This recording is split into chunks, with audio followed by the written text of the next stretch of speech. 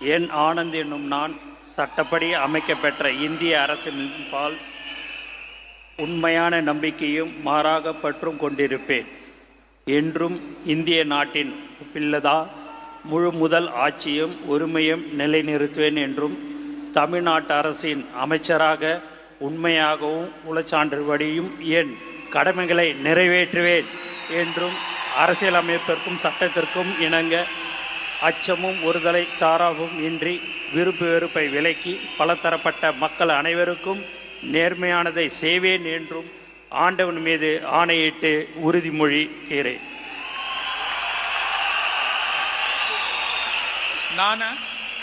என் ஆனந்த் என்னும் நான் தமிழ்நாட்டு அரசின் அமைச்சர் என்ற முறையில் எனது கவனத்துக்கொள்வதும் தெரியவதுமான எந்த பொருளையும் அமைச்சரின் கடமைகளை உரியவாறு நிறைவேற்ற தேவையான அளவுக்கன்றி ஒருவரிடமோ பலரிடமோ நேர்முகமாகவோ மறைமுகமாகவோ அறிவிக்கவோ வெளிப்படுத்தவே மாட்டேன் என்று ஆண்டவன் மீது ஆணையிட்டு உறுதிமொழிகிறேன்.